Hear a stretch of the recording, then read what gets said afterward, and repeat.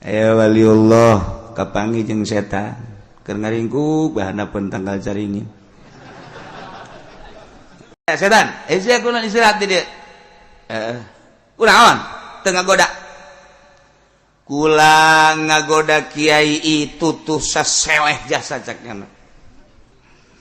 Seseleh jasa.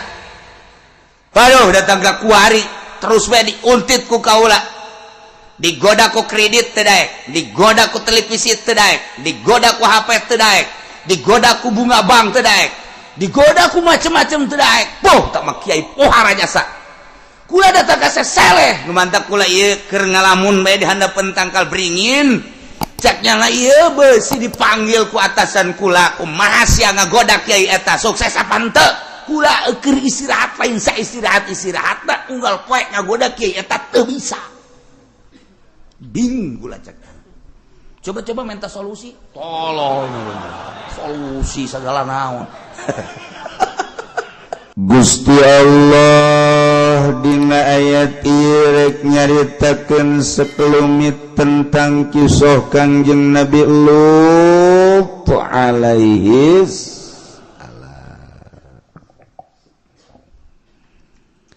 dimana Kangjeng Nabi teh ketika dicaci, dimaki, dihina, disia-sia, diusir, maka ngarasa prihatin Kangjeng Nabi teh ieu perasaan manusiawi.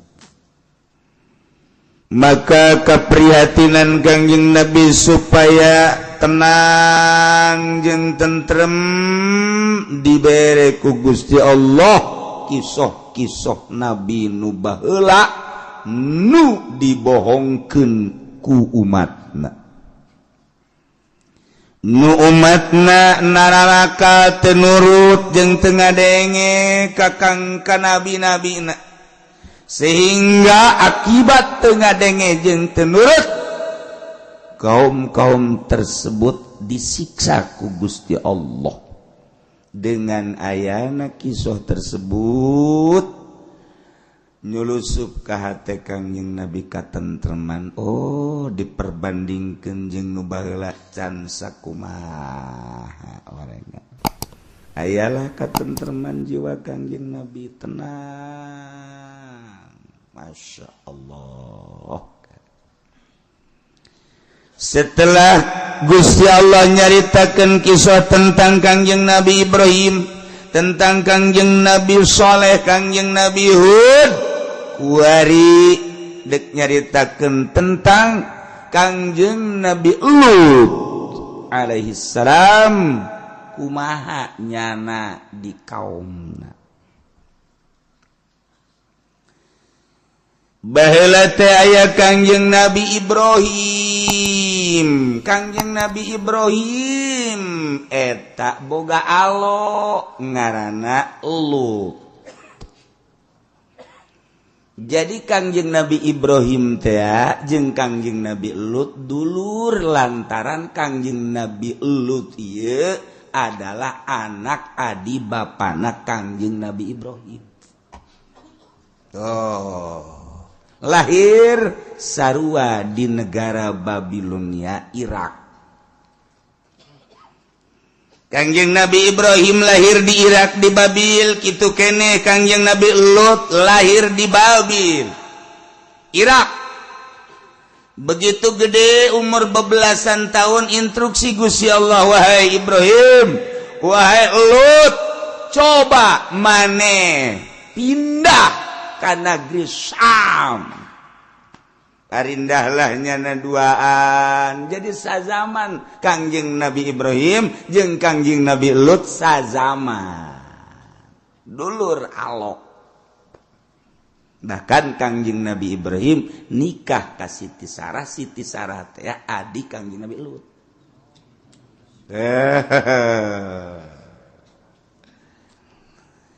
Nah,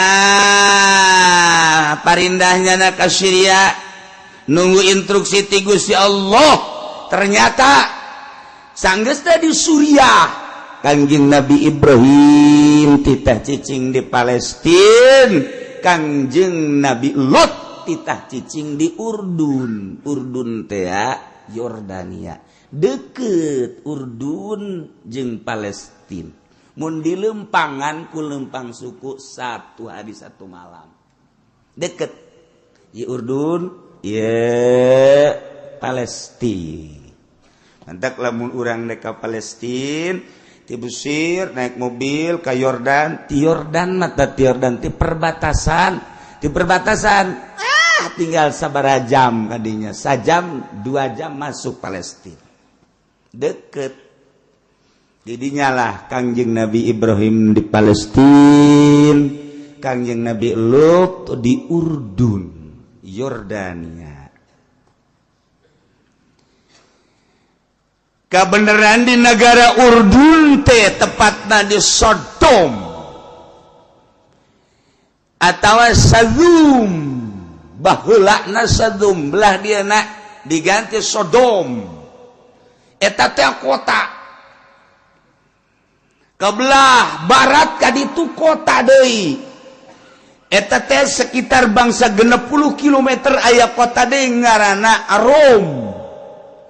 Kabelah selatan ka ditu ngaranna Amur, kota keneh.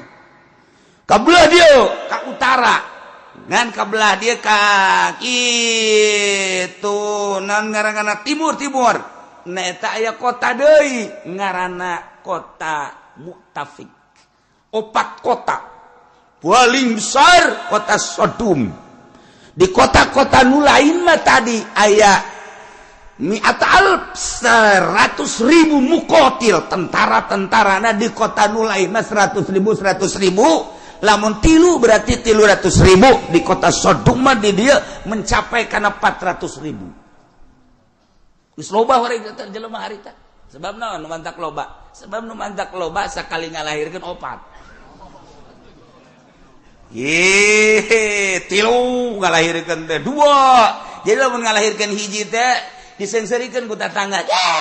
Ngalahirkeun hiji angel kaloba cek nya teh. Ya memang turunan kotok rintik begitu. Tare loba. Lebatak di zaman Kangjeng Nabi Adam maju tere loba teh 2, 3, 4 ngalahirkeun teh. Geus kos kitu bae teh mah urusan Gusti Allah Subhanahu wa taala. Urdun. Kunaon kumaha eta di negara Yordan teh? Suburna kabina-bina. Subur teh lain susuburan, subur pohara jasa. Lamun melaksamangka teu kudu hese-hese jeung teu kudu dipupuk jaradi jadi samangkana teu bisa katangkeun. Gede-gedena samangka. Lamun melak buah korma korma wow buahna sagede hulu. Korma di dahar kurang sabeula lagi mabok kurang mah. Buah tin, buah zaitun suburna luar biasa.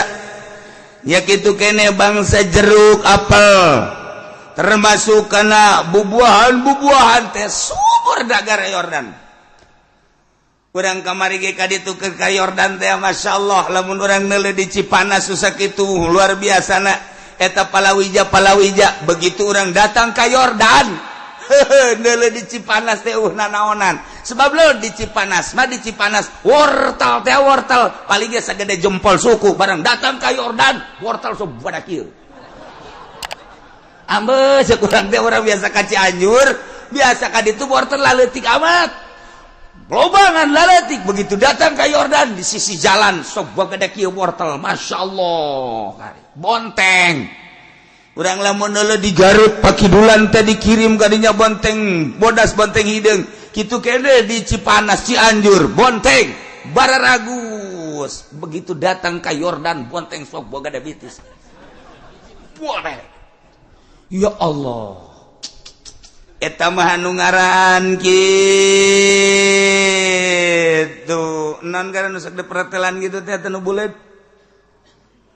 Nu bulet nu sok dipang sayur. Kol teh kol. Dia urang masih gede hulu orok. kol teh segede hulu orok jadi itu kol bobo deh jasa gede ku subur-suburna gaya roh dada kos kitu pohara jasa tis nu mentek di Yordan mah patani ge marake jas bae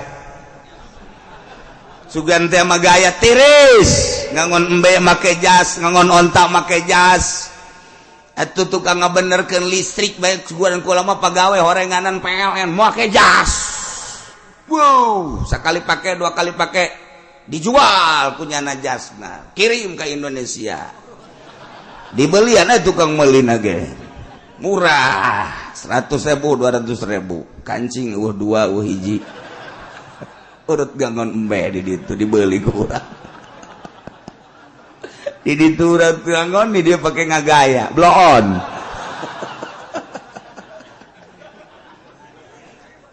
kos gitulah di negara batur mah tiris dari lalagaan munker usim tiris tilu usim teh di ditu teh mentek paruti jelemana karasep garelis sebab sejuk negara Yordan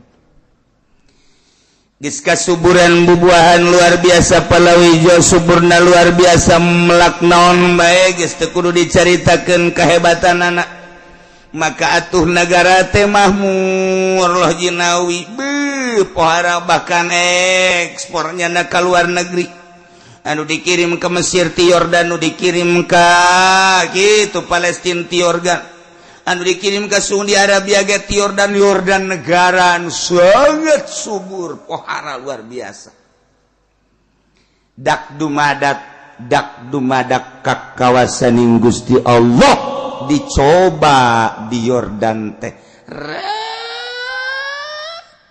pepelakan jadi majadingan teu buah samangkan nu sakitu biasana buahna gede ieu mah pentilan gente buah nu sabiasana rentul teu hese-hese ku ari mah kembangan gente tin jeung zaitun nu biasana baruahan ku ari henteu diopenan ku manehanna nu berbagai cara kol segala wortel segala palawijo nu lain-lain ge geus teu baekeun baruahan gamrung kaget masyarakat di Sodom zaman harita ko ieu palawija jadi koski di teh mulai jelema teh kapan lantaran eueuh jualeun eueuh dahareun mulai maraling anu aya di mana di paling aya di mana di paling naon bae asal dijadikeun duit ku ari lain babalik ka Gusti Allah geus teu main Allah-Allahan ku ari manu penting mah beuteung lantaran ieu teh paila ku Gusti Allah dibere bahkan ku ari beuki mantep pailana lain sakadar bubuahan jajadian ge teu jadi lantaran hujan-hujan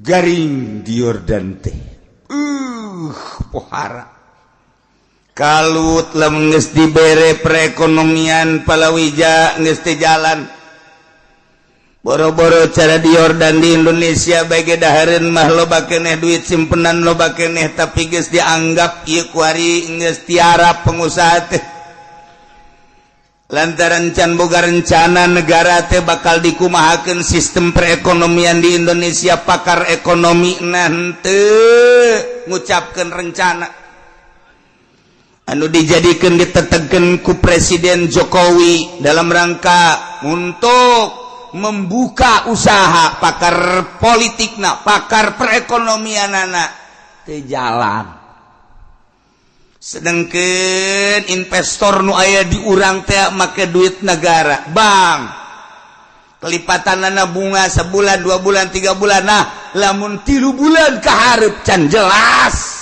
gulung tikar bakal dihandap papan teh nyaho bae menta cai bae ka kiai Assalamualaikum Waalaikumsalam naon ya doakeun cenah kieu gula ieu supaya bisa digawe cakat teh gawe di mana begitu nagerik baralik rakyat tetenya naon aduh cenah kiai kunaon ieu kula dioper cenah digawe ti dieu ka ditu kanu ditu ka dieu cenah eta teh perekonomian can jalan supaya aya gawe nyana geus dia digaji mah moal geus ka ditu bae arindut kan ditu ka dia ka ditu cuma ditajong pelos cenah teu jelas kakarak sakieu dahareun maloba keneh duit simpenan di bupati mungkin masih keneh puluhan juta ratus juta dolar lamun sakelas bupati bae nyimpen dolar nu sakitu lobana encan gubernur encan menteri bohong kadik bupati teh nyimpen dolar bohong kajen ku kumaha ge sebab dikorek kamari ieu gubernur atut bae ge sabaraha simpenanana wawan bae ge nu teu jadi gubernur sabaraha simpenanana mobil mewahna bae ge anu ku urang henteu kabeuli jeung urang mah moal meuli nya teu kabeuli ambalaya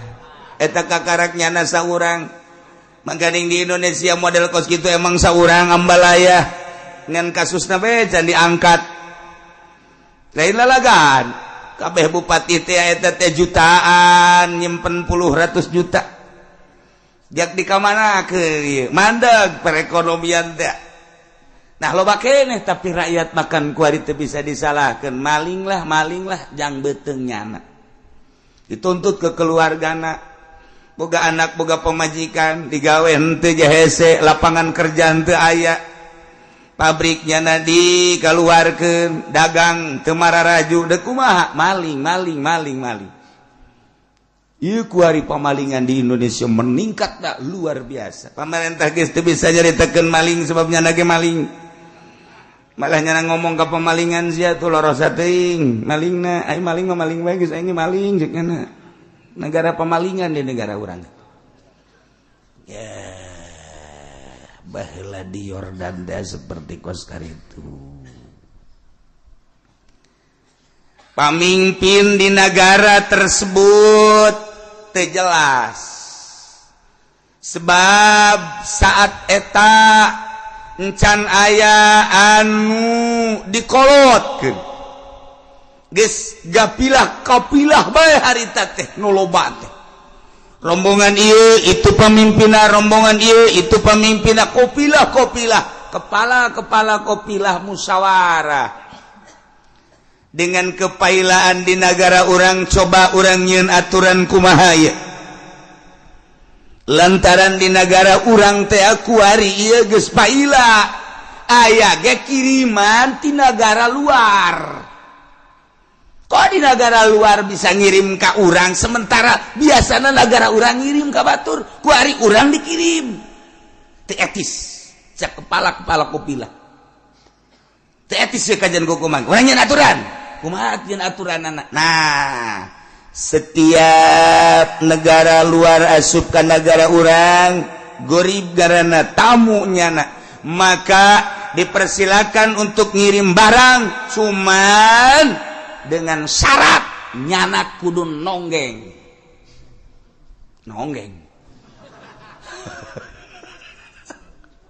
kudu daek didumbling maksudnya naon sih maksudnya supaya ulah ngirim barang jadi disingsieunan silakan kamu kirim ke negara kami asal kamu mau didumbling sakjana kok kitu amat yen aturan aja sudah kitu bae man Jican hayang tadi nama encan hayang dudumlingan gitu teh sakaran nyeun aturan supaya negara-negara luar teh ya ulah ngirim ka dieu disingsieunan ku ketua-ketua ku kepala-kepala kopilah.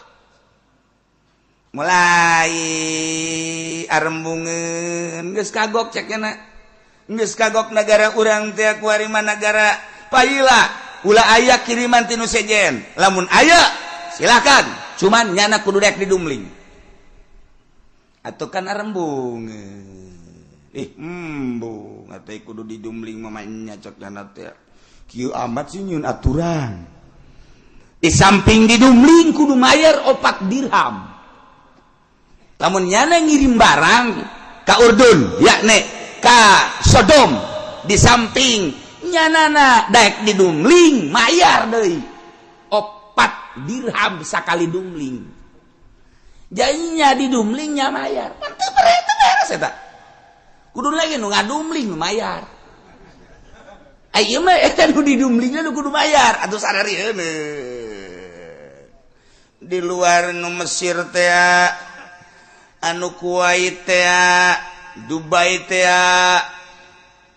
dan lain-lain sebagai negara sekitar na rembungin ngirim barang kadinya kajan guys orang mah geus tanggung paila tapi mulai aya jelema kasep umur bebelasan tahun bangsa 15-16 tahunnya kasepna luar biasa nya asal kapangi bae jeung urang Urdun jeung urang Sodom nya selalu ngawer ka dieu poal aing ku sia dumling nya kasepan watuh kasep ditangkep di dumling horenganan nu kasep eta setan ya setan ngarupa jelema mulai supaya resep ngadumling sebab nyieun aturanna kos kitu ya, otomatis lantaran ngeunah meureun sakali 2 kali 3 kali atuh setan na ge disebar anak-anak buahna ge tuh lain hiji lain 2 setan teh weuy asal geus beres didumling setan terus musyawarah deui di handapan tangkal kayu caringin enak ya geus aya meureun cangkal caringin tiba heula berarti sana ngaroblor kayak disebar deui otomatis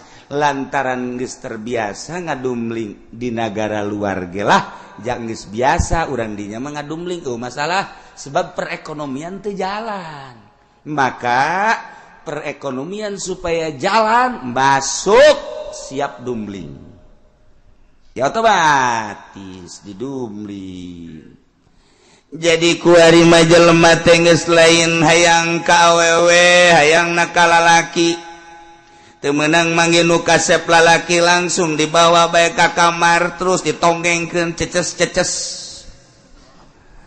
bloon eta teh urang Urdun teh kabeukina ngadumling lah awewe mah geus ngorosotkeun calana ge kunyana dijebiat teh hayang aing kos kitu mah tapi awewe ge lamun tukang na mah los daekeun nya ge jadi awewe ge didumling sarua bae lain ngan embung nu hareup hayangna nu tukang bae blon nya itu kunaon hayang nu tukang nya dibere nu hareup cak awewe teh ieu nu hareup embong memang nu tukang bae tukang jadi ngadumling teh ka lalaki ka awewe ka lalaki ka awewe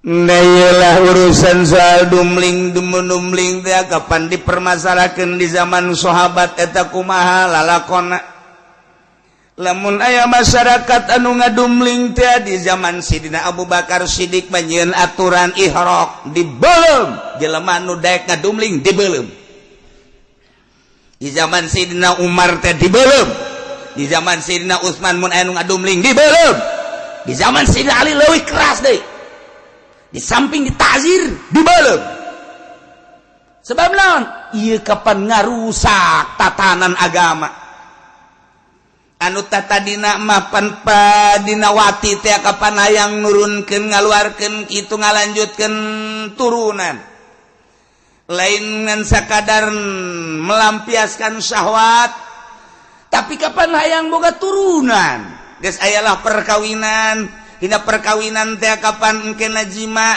dina jima ngahasilkeun turunan dina turunan eta kapan kudu dibiayaannya pamajikan dibiayaannya anak kudu dibiayaan maka orang-orang Urdun berpikiran boga pamajikan mah boga anak kudu dibiayaan ngadumling mah teu kudu dibiayaan sebab teu boga anak berarti geus rusak luar biasa maka di zaman sahabat dibeuleuh menghancur agama lamun di zaman urang kuari ngadenge baheula tuntutan di Perancis homoseksual teh kapan kudu dilegalkeun di negara nuntut ke PBB kemudian PBB ge ngarasa kebingungan lantaran nu dibahas lain make Quran lain make kitab samawi make kitab ham otomatis sakajasi manusia dibahas geus pada ngabogaan hak maka jelema anu resep ka lalaki sarua boga hak dilegalkeun di Perancis kawin karena di Perancis legal geus loba berarti Itali nomor kedua di Itali di Mowai eta teh kapan hayang dilegalkeun negara Itali nu dianggap suci aya Roma sapi ayah sebuah negara sebuah kota ngaranna Moai di dinya teh hayang dilegalkeun lantaran loba jasa anu homoseksual nuntut ke PBB legalkeun Jerman nuntut ke PBB dilegalkeun akhirna secara dunia dilegalkeun lalaki kawin ka lalaki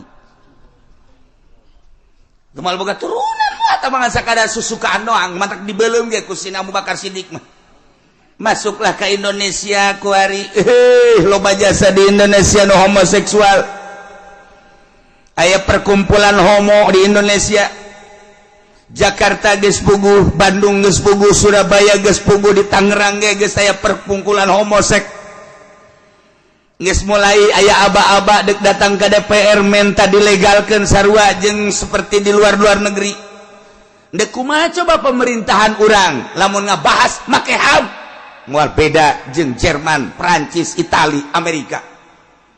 Coba hayang ngeuleuh jeung hayang ngadenge coba DPR di urang. Hayang kos kumaha coba nyana. Deuk kumaha coba lalakuanana. Geus lain nyaritakeun kudu dihad atawa kudu diranjam, nyaritakeun soal legal jeung ilegalna.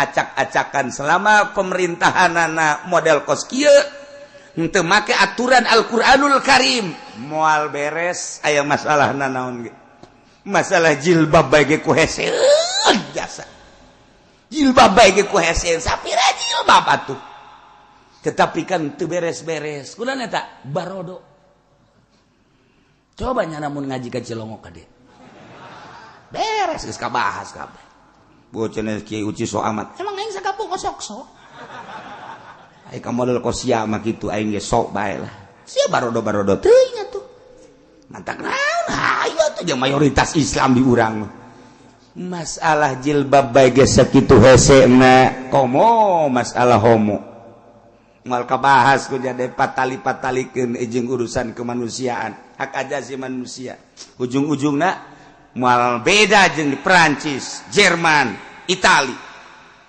Ya Allah ya Rabbi nu dihadapi ku urang berbagai permasalahan anu kompleks di antarana model kos karari itu kono ngabahas tadi DPR puluh ya play amat sih lain kiaian kapan di DPR ge ambal aya kiai Islam lulu kapan lah Kristen masa etik tetapi kunaon sih teu bisa ngabahas kunaon eta lantaran nu dideuleu lain akhirat nu dideuleu lain syariat nu dideuleu lain agama nu dideuleu aja sebuah kekersekan iya nu dideuleu teu saha nah kuari jarita di Yordan seperti kitu ambalaya kuari mah hampir mayoritas homoseksual atuh jelema teh teu meunang aya nu kasep asal aya nu kasep diporosotkeun calanana titah nonggeng blon naon bedana teh jeung kuda naon bedana jeung kebo lantaran teu ngaharepkeun boga anak sebab lamun boga anak macaknya na ieu teh napakaheun urusaneun mendingan ngadu mling awewe ge atuh daek bade dumling masalah nu penting mah embung ka urusan hareupna lantaran ke bosi boga anak kadituna kapan urusaneun berarti dibere poek ku Gusti Allah poek pemikiran teh poek maka Allah ngutus seorang nabi nu ngaran Lut maneh cicing di Urdun luruskeun eta akhlak luruskeun eta moral bangsa Urdun anu geus galiwat wates kokuari mah dirobah ka resep teh lain ka awewe kunaon resep ka bool nya nama teu meunang neuleuh bool anu nyentol-nyentol barolot geus kos itulah jelema bangkawara diutuslah Kangjeng Nabi Lut Kangjeng Nabi Ibrahim di Palestina Kangjeng Nabi Lut mah di Yordan deukeut ka dinya teh atuh Kangjeng Nabi Lut tadi titah ku Gusti Allah diangkat jadi nabi diangkat jadi rasul maka Kangjeng Nabi Lut dakwah nitah ulah boga kalakuan model kos kitu Kangjeng Nabi Lut langsung ngomong ka kaum wahai kaum Urdun di mana bae ayana ieu coba urang buka mata hate urang boga kalakawan teh beda jeung nu baraheula zaman bapak urang zaman aki urang uyut urang mah wajar-wajar bae ai lalaki mah hayang ka awewe kunaon saat ieu di mana bae kok resepna kabool cek Kangjeng Nabi Lut itu kira-kira tuh bahkan Kangjeng Nabi Lut dakwah kitu ge geus diincer bae Lut urang bool yu beres teu beres ya umat waduh jadi ancaman Lut cek aing sial kudu kumaha ieu tapi Kangjeng Nabi Lut bahkan Nabi Rasul maksumnya nama tetap dijaga secara mata kasat papan teka deuleu penjagaan anak tapi secara gaibah kapan aya malaikat tenang Kangjeng Nabi Lut ngan eta mah ancaman bae ulah bae aing cek Nabi nya geus rada ngageter-geter tetep Lut ge ieu mun ka aing pan berapa ieu mangani Kangjeng Nabi Lut kasep dedeg pangadeg Kangjeng Nabi Lut mah jangkung irungna mancung matana burelek kemudian aya cambangan ka dieu aya janggotan ka dieu terus kulitna putih Kangjeng Nabi Lut mah bibirna semurada gede seetik hartina bagus lamun seri teh setiap jelema anu neuleuh ka Kangjeng Nabi Lut tertarik waduh sedangkeun Kangjeng Nabi Lut ngalarang dudumlingan model kostum ngomong ka kaumna atatunal fahisata ma sabaqakum biha min ahadin minal alamin cek Kangjeng Nabi Lut atatunal fahisata wahai masyarakat apakah maraneh ieu ngalaksanakeun dubur rijal ya ada dumling-dumlingan nanaonan maka jeung ngalaksanakeun dumling kieu masabaqakum biha min ahadin nu teu pernah baheula mah teu pernah aya ti heula mah nu miheulaan saurang ge ti alam boh manusia boh jin anu ngangebon humakeun dudumlingan kieu kakarak ayeuna teh Kangjeng Nabi Lut nanaonan ieu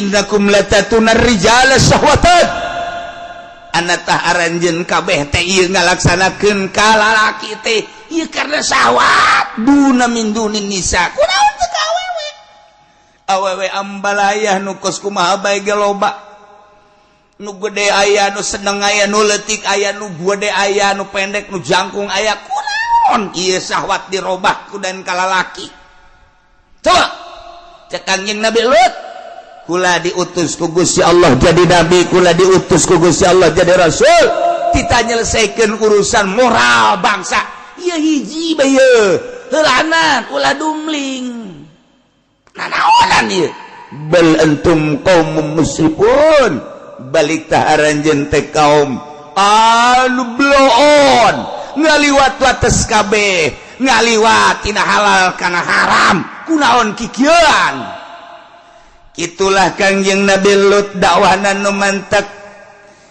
ieu ayat teh titah dieling-eling diinget-inget ku Kangjeng Nabi wazkur elinglah anjeun Muhammad Luton ka Kangjeng Nabi Lut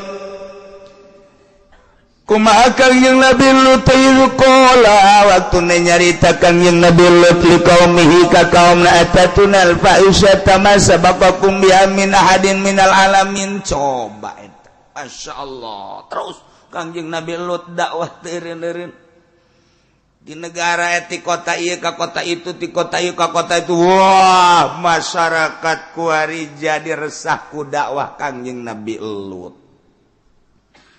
ketua-ketua kopilah pamimpin-pamimpin kopilah ngayakeun musyawarah deui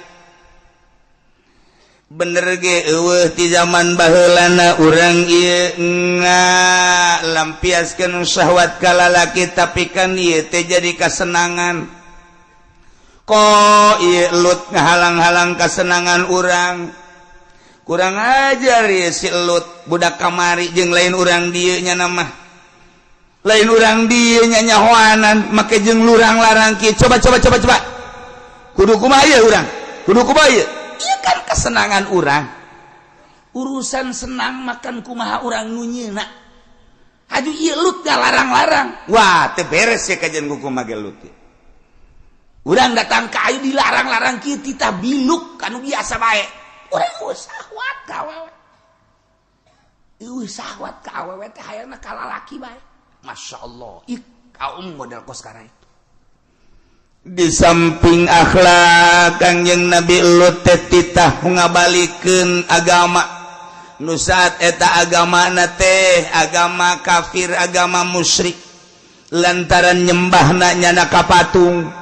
Kangjeng Nabi Lut teh ngabilukeun agama supaya nyembah ka Gusti Allah. Allazi khalaqas samawati wal ardh. Di samping nitah ibadah ka Gusti Allah ieu Allah nyeun aturan ulah ngadumling eta teu daraekeun kaum tetep bae geus ngeunaheun nyana teh boga kalakuan dudumling teh geus ngeunaheun biasa lantaran teu boga anak ngeunaheun asal aya lalaki toel supkeun ka kamar porosotkeun calanana nonggeng aduh, ya kau bisa jadi kos kiai. Nubanta Kangjeng Nabi pernah nyarita inna akhwafa ma akhafu ala ummati amalu qaumilut. Saejana pang dipake karempan anu ku kaula dipake karempan terhadapku umat kaula. Ieu pagawean kaum Kangjeng Nabi Lut rempan jasa moal pati-pati Kangjeng Nabi nyarita kitu. Lamun encan katropong ku batin Kangjeng Nabi berarti batin Kangjeng Nabi geus neropong di akhir zaman bakal terjadi umat urang ge umat kaula loba anu kos Kangjeng Nabi Lut kos umat Kangjeng Nabi Lut masyaallah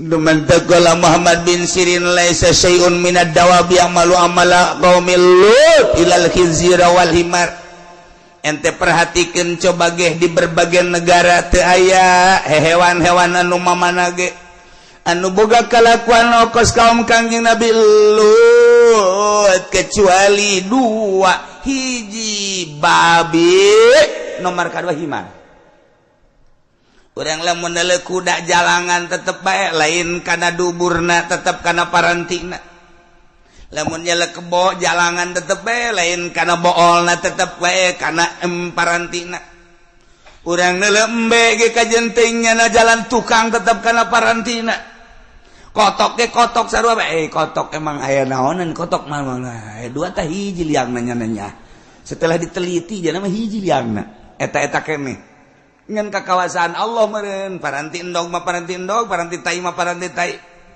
urang teu nyaho tamu urusanana sebab naon nyahona kieu lamun aya kotok kok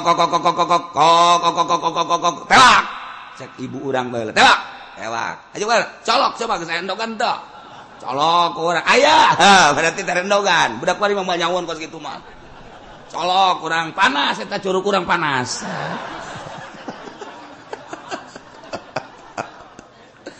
badan kotok ge kaget nu biasa nama jalain sagede kieu koy mah gede amat bejaan gak kotok ima lain bangsa sia curug iman wasup curug asup ya eta kod baheula mah kos kita sada kokokan bae tah coba tewak colok aya kurungan geus dipetakeun ku urang sayangna kurungan engke geus kebel bae buka kakaratrak deuleu aya endogan ye baheula mah kos kitu wari mah teu nyarahoeun cara-cara kos kitu budak wari mah nyahona maling endog bae pokona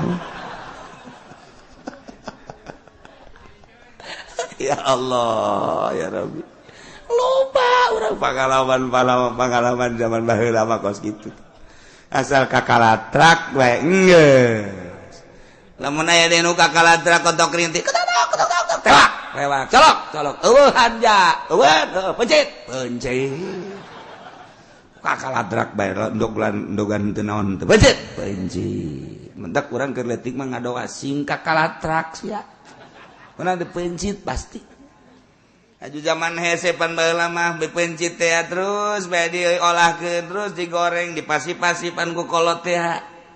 Hebat eta kolot baheula mah terus anu wani da teh geus digoreng ge ke waya dahar bae urang karumpul tah jang sia jangjang tah jang sia ceker tah jang sia itu bae jang emah jeung abah mo budak bu pohara teu adil.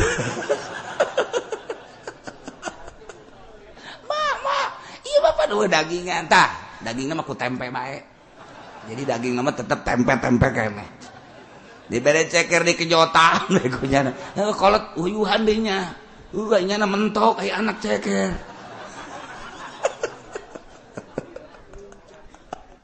Eta dibagi baheula mah naon eta lain masalah nanaona ieu anak nurut jasa ka kolot sehingga teu wani diturub saji aya hidangan-hidangan lamun encan dibagi ku kolot teu wani. Berarti kan hebat jasa tak akhlak kabari. Iya, masyaallah hebat jasa. Urang dahar kadinya bebe jaheula mah itu aya daging kotok heuh teh jangan basia.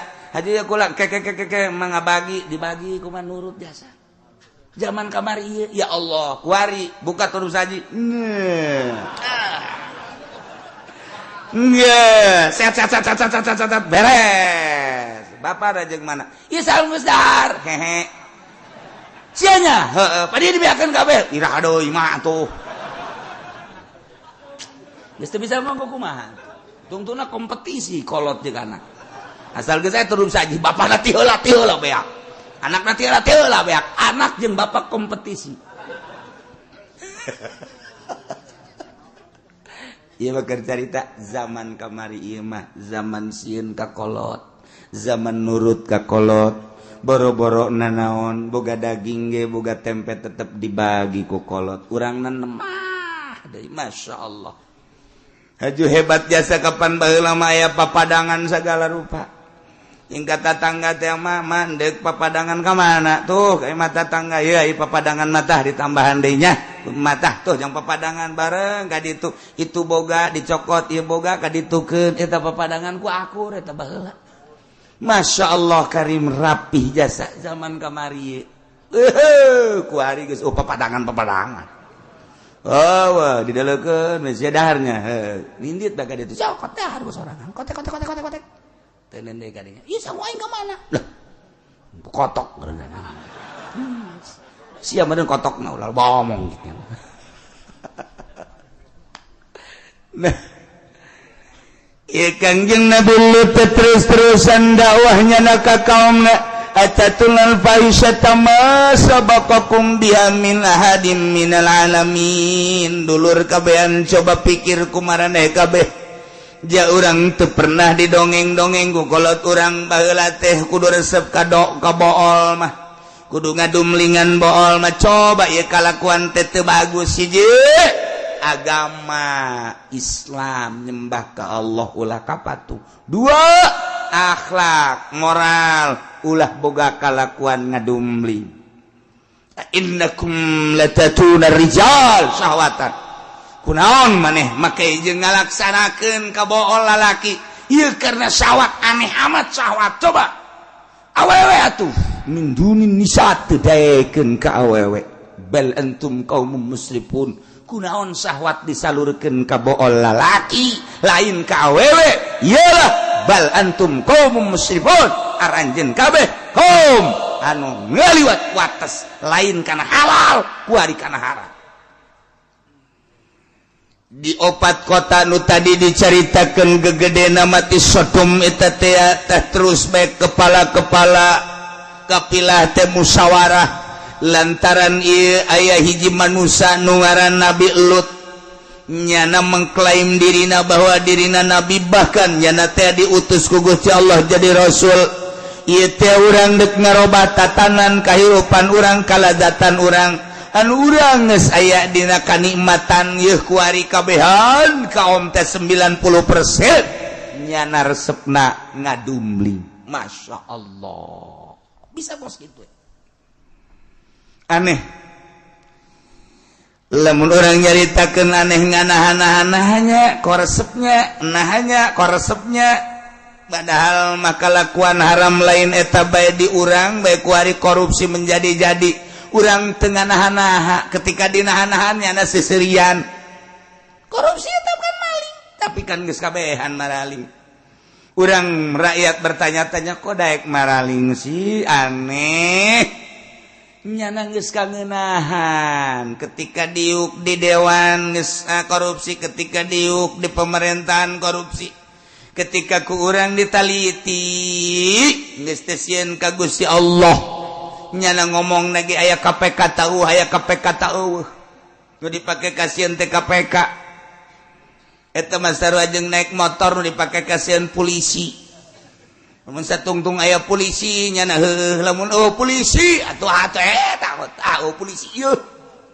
satungtung kos kararitu moal aya kaberesan kajen ku kumaha terus maling teu eureun-eureun di urang nyaraho kana haramna korupsi jak korupsi maling tapi terus baik urang mun nyaritakeun kunaonnya kaum Kangjeng Nabi Lut kararitu aneh amat atuh urang ge kunaonnya pamerintahan urang kok korupsi tarua lamun urang nyaritakeun perzinahan ieu teh lain masyarakat bae pamarentah ge geus jararina lain lalagaan pemerintah zina teh lain lalagaan lantaran daftar-daftar perzinahan anu loba di hotel-hotel asup ka hotel teh eta teh deuk zina ieu teh pemerintahan urang masyaallah karim inggis sebenarnya mah ieu mah perzinahan di urang lain lalagaan kuari homoseksual di urang loba homo ya kaum homo lamun lalaki resep ka lalaki ngaranna homo kamari aya gay-gayan di urang teh berlaga seperti kaum wanita iyalah nu dipake karempanku Kangjeng Nabi urang sangat rempan di kaum kaula nu bali kukula dipake karempan pagawean kaum Kangjeng Nabi Lut teliti coba ge hewan kabeh taradaek ngadumling kecuali dua hiji khinzir dua himar eta badaekeun tah babi mang ngadumling himar ngadumling berarti kaum anu daek ngadumling berakhlak babi berakhlak himar ilah kos kaum Kangjeng Nabi Lut alaihis setan terus bermunculan asal rada-reda setan itu ngarupa manusianya kasepan setan mah terus bae turun-turun ieu ge gara-gara setan duta tadi nama jaar rembungeun tapi setan ngarupa manusia nu kasep geus nonggeng ti heula atuh ngaranna ge setan kadang-kadang nyana ge teu make calana-calana acan ngan make ampok-ampok doang aju ugal-igel di hareupeun jelema atuh ngagodaan nyana terus atuh ngaranna ge setan terus setan malah sok inget kadongeng di ilmu kawalian da aya waliullah kapangi jeung setan keur ngaringkuk bahanapeun tanggal caringin barang dideule dasar urang sia setan heueuh cakeun kok tenang amat sih sia setan di dieu lah cakeun teh lain atuh setan ulah tenang-tenang atuh itu batur kunaon atuh teu digoda gos ya cakeun antep lah ulah cenah di istirahat ambo emang sia pakai istirahat kudu bisa istirahat lah teu kudu digoda ge ku kula cenah itu kiai na geus dari setan ya tuh pamarentah teu kudu digoda ku kula cenah ge geus dari setan kabeh cek kana lantak urang kuari istirahat cek kana alhamdulillah senang cenah kula jauh mereka, lantak ke satu, ayo nanti kudu digoda, udah sok digoda-goda sekarang. Orang lamun inget kadinya tinggal ngaheukeun jaheuh. Berarti kuari istirahat setan di hadapan tanggal ceringinnya. Sebab nu sejen geus di setan. Menang saminggu wali kapangide jeung setan nu sejen. Tadina assalamualaikum, waalaikum. Teu daek ngajawab.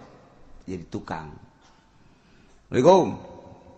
Barang di dulu pengen tengah jawab setan sia orang. Saya keren di dia istirahat cek nanti. Setan sih istirahat. Maya setan istirahat. Oh wali banyak heueun ka setan-setan. Pan musuh teh opat hiji dunia, dua makhluk, tilu nafsu, opat setan. Urang teh hiji titah ninggalkeun dunia, dua titah ninggalkeun makhluk hate ulah ta'alluq. Tilu nafsu ka opat setan. Jadi nyahoeun ya nama ka setan teh. Ya mun kapanggih setan Imam Syafi'i kan pernah nojok setan. Tonjok ku Imam Syafi'i, buta sia. Sembarangan sia kai. Ceurik setan ngahinging. Tadi teu mabuk sia. Budak bisa nojok setan. Urang mah kuari setan teh anak baranakan di hate urang.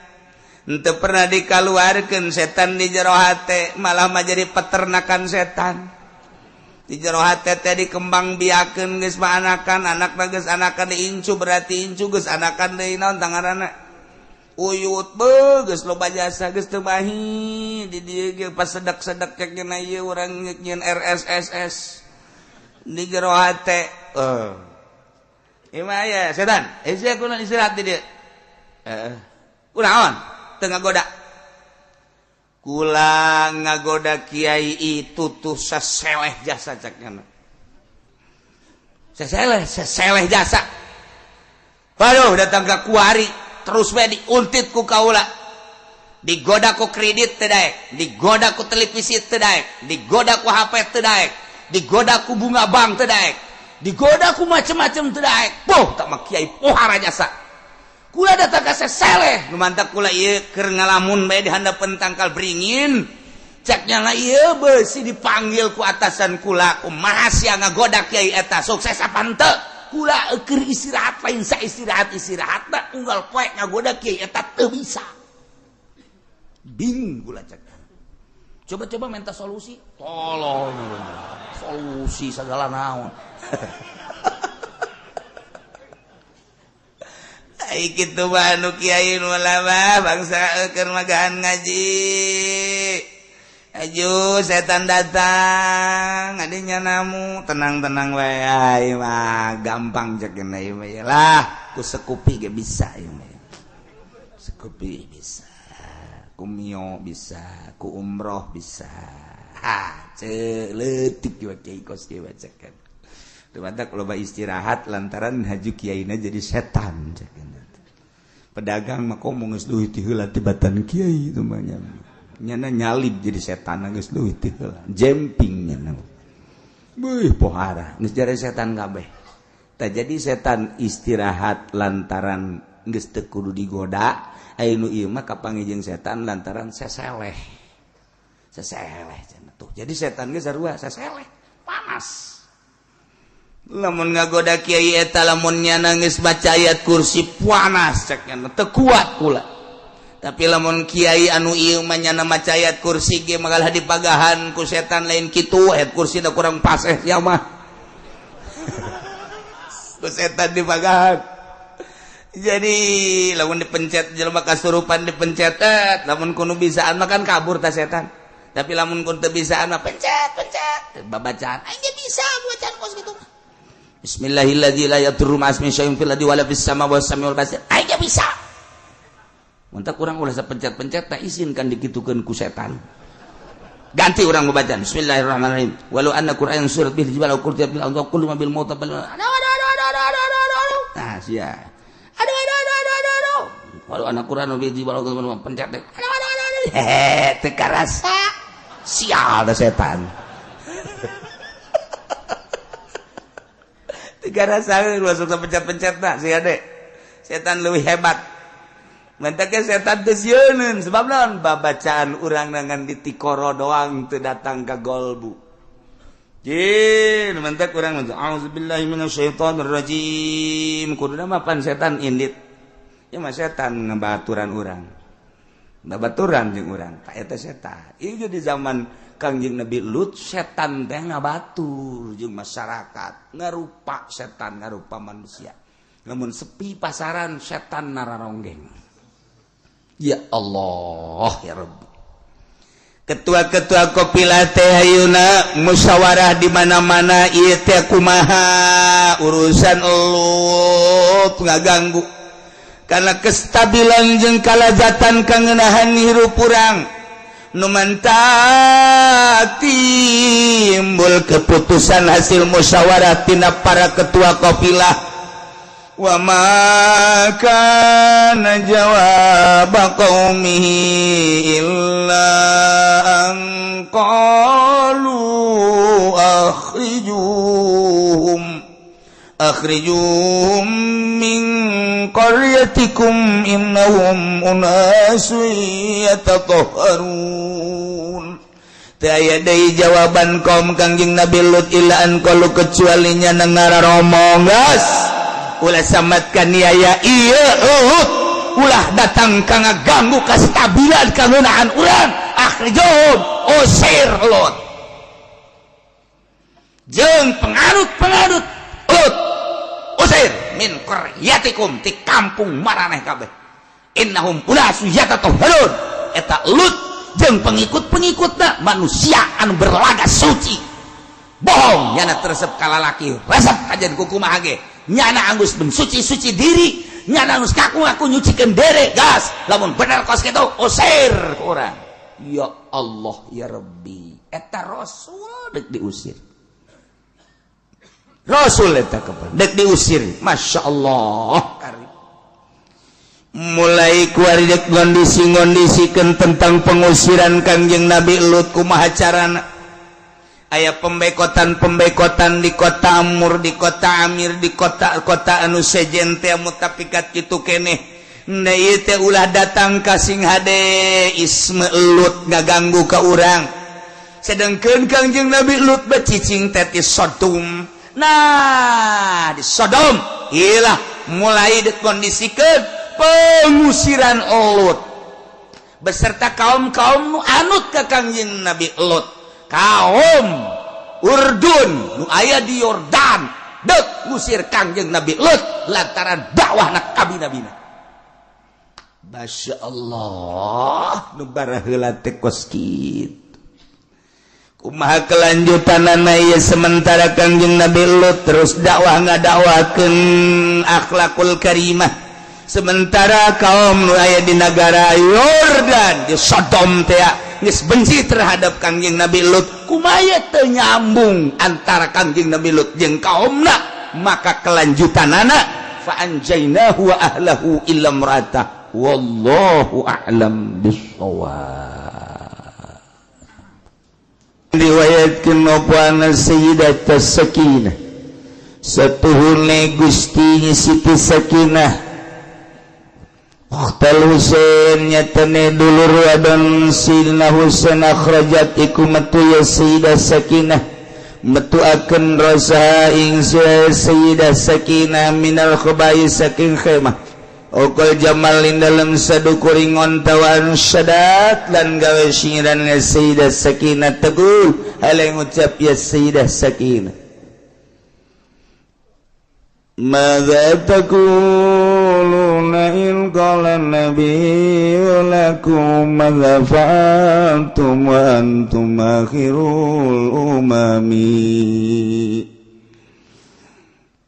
madza ing apa suji-wiji taquluna ngarucap sira kabeh in qala nabiyyu lamun ngucap sapet Kangjeng Nabi lakum kados sira kabeh madza fa'altum mingapa suji-wiji minggawe sira kabeh wa antum lautai sira kabeh akhirul umamiku akhir pirang-pirang umat itrati wa bi ahli bada muftakidi minhum sa'ar wa minhum duriju bidamin bi'atrati bi'itrati kalawan turunan insut tababaun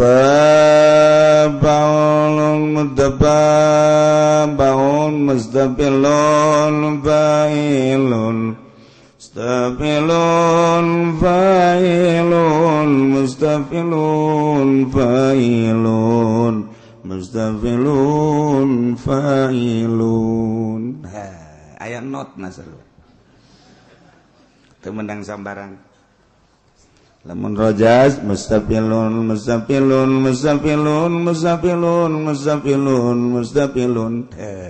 rojas disebut bargong sereng cek santri mah di kuku mah bisa baik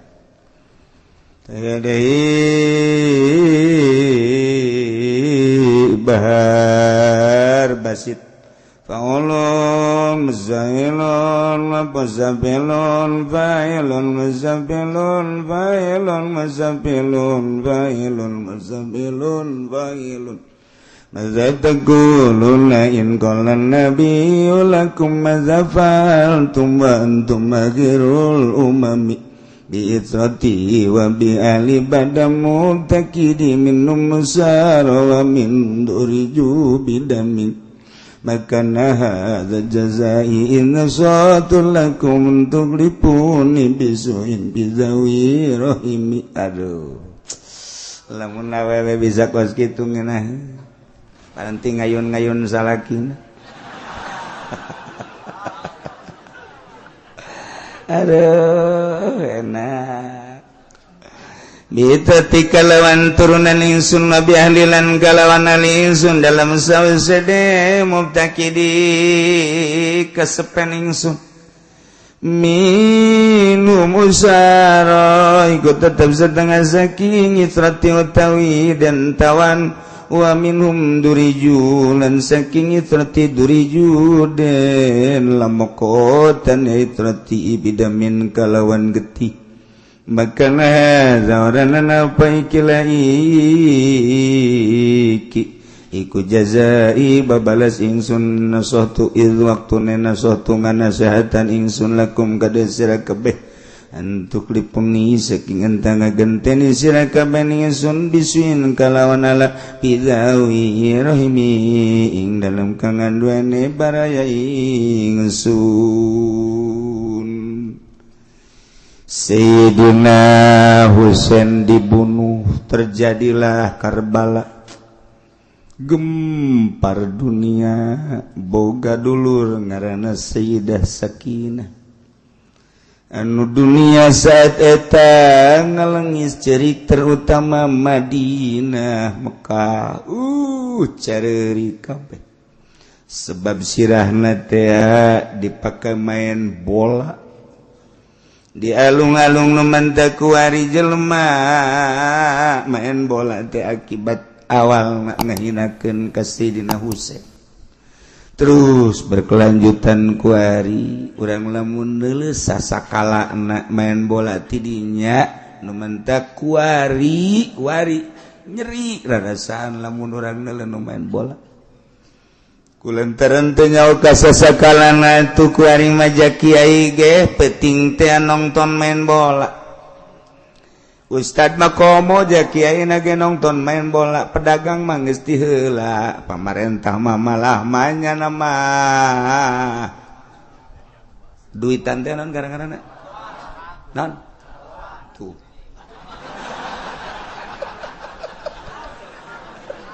aduh Allah bagus nyaraho biasa Masya Allah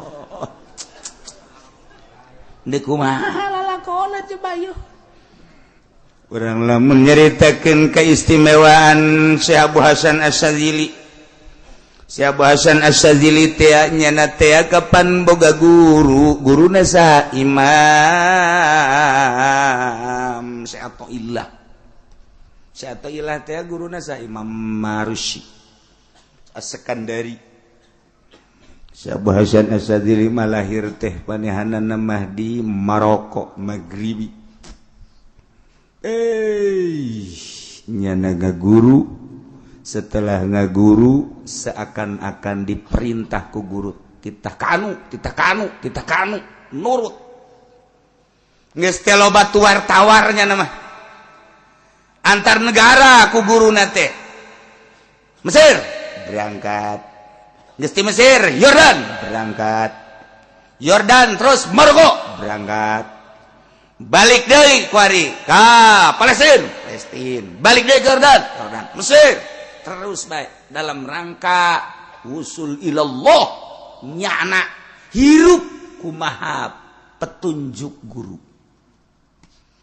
setelah nyana dilepas ku guru amanat guru ngan sakadar sakieu amanat hai sadili sadil teh kampung sadil nyana titah cicing di kampung sadil mantak Abu Hasan As-Sadili kampung tama cicing di dinya nu mantak cicing di dinya kunaon urang dinya teu nyahoeun ka pangeran teu nyahoeun teu bisaeun ibadah nu bagus teu nyahoeun katentreman jiwa cicing di dinya didik mangga barang datang ke kampung Sadil nyana hayang boga babaturan ahli Allah di mana ieu teh diteangan kiai-kiai ku nyana barang diteangan ieu kiai ahli ibadah tapi can pati ikhlas kiai ibadah can ikhlas kiai ibadah can pati ikhlas neangan nyana pibaturan nu ikhlas hayang babarengan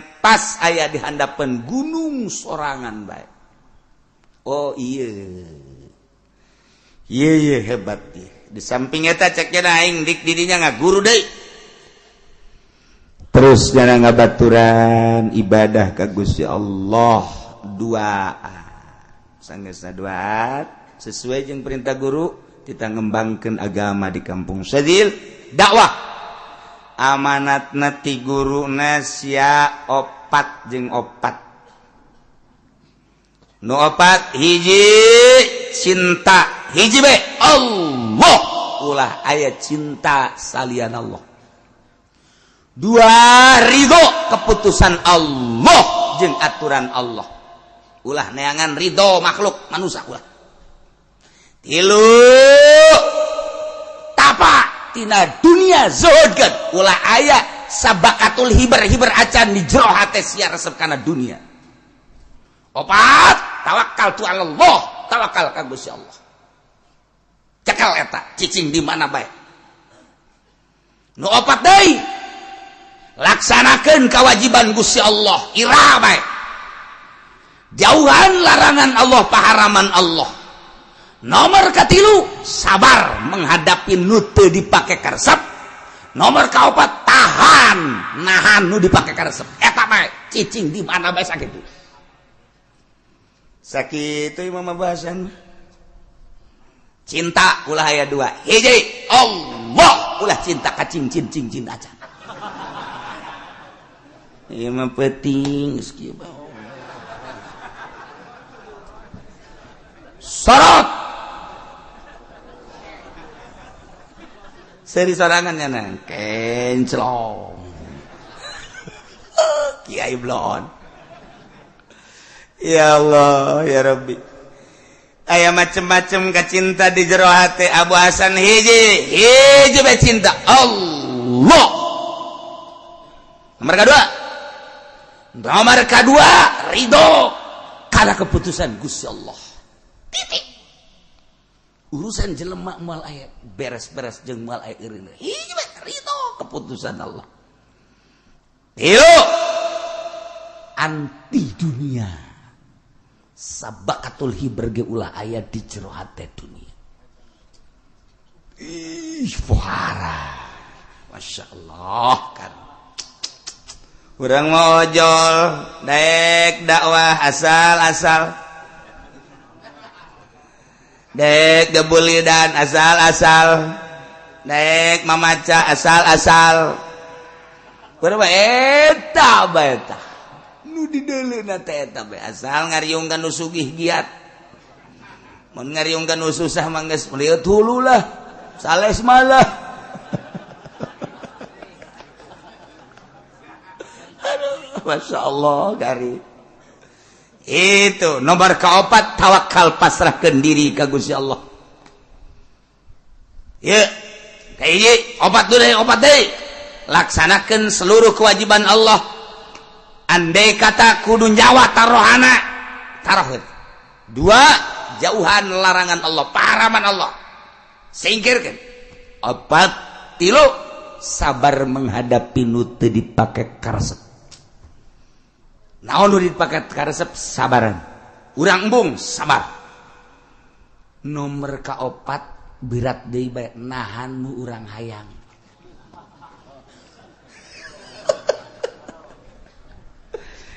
Dilaksanakan ku Abah Hasan Asyadzili bae terusnya dakwah asal dibere duit mung.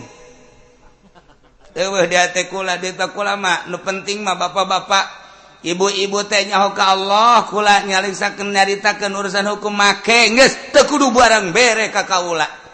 Edek geus ulah aya nu merena naon ka kaula mah tuturkeun bae. Oh jelema pohar. Lantaran naon teu hayang dunia. Ieu urang nu mantak haju kuari embung ge ka kiai eta tak ojol ka duniana. Maca khutbah Jumat bae kudu dibayar. Buego.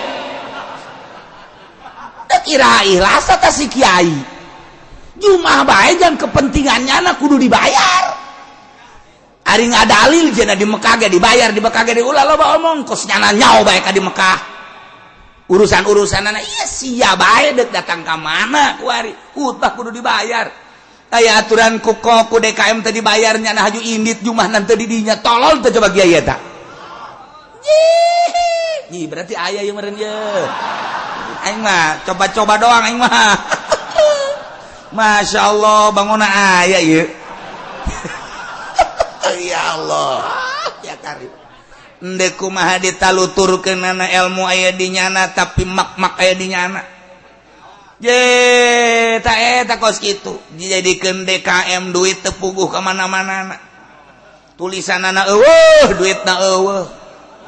Atuh ieu naon bedana jeung Abraham Samad? Lebih jahat malah mah itu onom di ditu kan mas di tempat suci. Masya Allah karim. Nah iyalah ilmu tinggal ilmu nyana ngomong wai ngaji jara rauh amat atuh teh kudu jauh-jauh ngaji mah aja bisa lain masalah bisa teu bisana lelebok sia ore koros ya mah karasain ku masyarakat ke nyaho sia teh pinter aing nyaho tapi aing embung aing kudu gaji ka sia mah kunaon sababna aing mah ore koros anakna sia mah indungna embung aing duguna mah uji ore koros bae ceknya atuh sama-sama ore koros mah atuh jangan saling mendahului ndek iraha ikhlasna atuh ulah pas ini Mekah mah digaji ulah ieu mah urang bae perbaiki gah etah kuari mah ilmu mah lain eueuh aya jasa profesor ilmuna gede dokter andas aya ilmu di urang loba tapi embung masyarakat nu mantak embung ulah disarakeun masyarakatna nyana lelebokna tadi nama daek ngaji ka kiai eta barang kabelah dieuna osok naik sedan we terus diintip ku masyarakat ai kiai urang sok naik sedan we ti mana oh renganan dijemput ku pacamat ka pendopo mulai masyarakat lah mun kitu mah nyana juga bagikeun ka urang hasil di pendopona sakiana daek ai kitu mah nyana doang mah tuh ngeunah di nyana teu ngeunah di urang mulai ngolembar aneh eta kos kitu sorangan aneh urang keur ngeunah-ngeunah ngaji ka kiai eta aju naek nyana ka panggung hidup jak masyarakat modar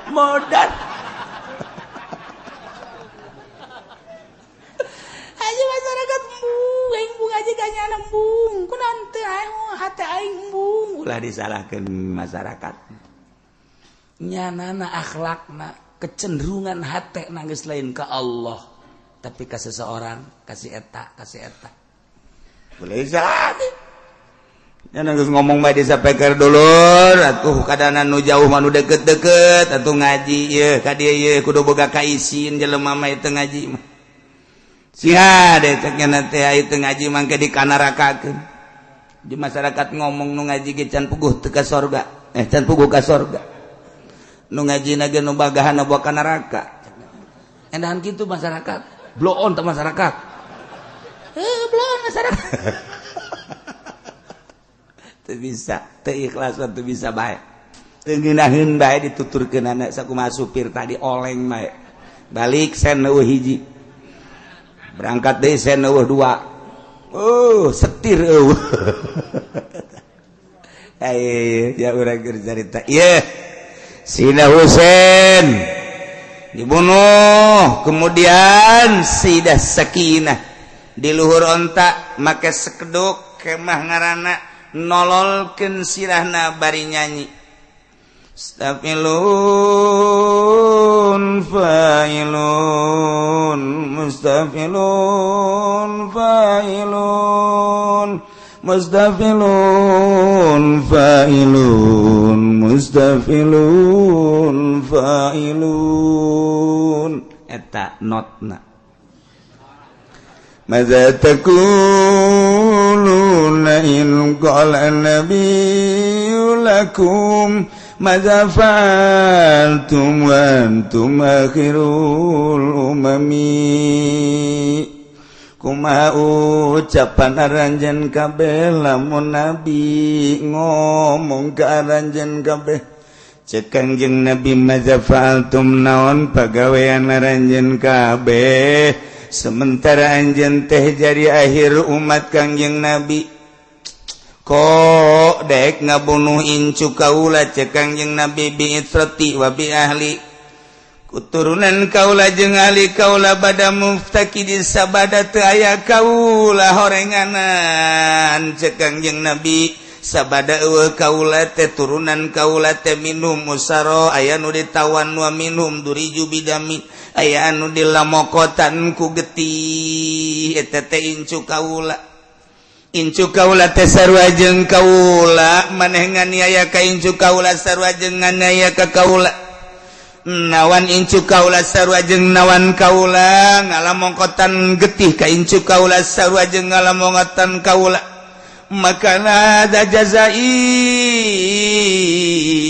lain kos kieu atuh babalas kaula mah heuy waktuna kaula mere nasehat ka aranjeun kabeh anjeun teh kunaon ngagantian ka kaula bisuin ku kagorengan pizawi rahmi dina baraya kaula hartina manusia bener nama babales maula koski ai cinta ka kaula ma agungkeun atuh anak incu kaula ulah digantian ku kagorengan salila aya kaula maneh ngahormat ka kaula kok eueuh kaula ma ieu anak incu kaula teh dihinakeun ku aranjeun kabean ieu nyanyian Siti Sakinah masyaallah Mitrati wa bi'ahli badamu takidi minum usara wa minum duriju bidamin makana hadza jazai nasatu lakum an tukhlifuni bisuin fi dhawi rahimi wallahu a'lam bishawab